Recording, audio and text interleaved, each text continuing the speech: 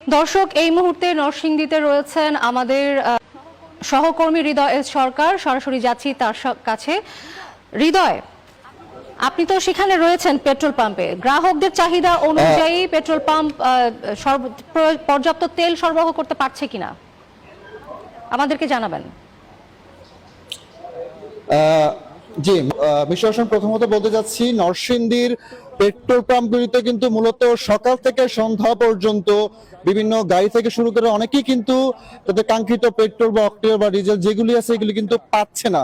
জ্বালানির যে তীব্র সংকট সেটা কিন্তু নরসিংদীর পাম্পগুলিতে লক্ষ্য করা যাচ্ছে। আমি একটি পাম্পের মধ্যে রয়েছি। পাম্পের মধ্যে অনেক গাড়ি কিন্তু আসতেছে এবং ঘুরে ঘুরে চলে যাচ্ছে, মানে তারা তাদের অকটেল বা পেট্রোল এই জাতীয় জ্বালানি জাতীয় তেলগুলি কিন্তু একেবারেই পাচ্ছে না। আরেকটা কথা হলো, নরসিংদী শহরের মধ্যে যে 10-12টা পাম্প ছিল এর মধ্যে কিন্তু প্রায় 8 থেকে 9টা পাম্পই কিন্তু অকটেল এবং ডিজেল বা যেগুলো থাকে ওইগুলোর জন্য ইতিমধ্যে কিন্তু বন্ধ হয়ে গেছে। আর পাশাপাশি যারা পাম্প কর্তৃপক্ষ রয়েছে বা যারা মালিক পক্ষ রয়েছে তার সাথে কথা বলি, তারা বলছে যে পর্যাপ্ত পরিমাণ তারা সরবরাহ পাচ্ছে না। আরেকটা, যদি সরকারের নির্দেশনা অনুযায়ী কিন্তু সকাল 9টা থেকে বিকাল 4টা পর্যন্ত বিভিন্ন অফিস আদালত থেকে শুরু করে সব প্রতিষ্ঠানে কিন্তু জ্বালানি যাতে করে তেলটা বাইরে এটা সীমিত আকারে ব্যবহার করার জন্য কিন্তু শিথিল করা হয়েছে।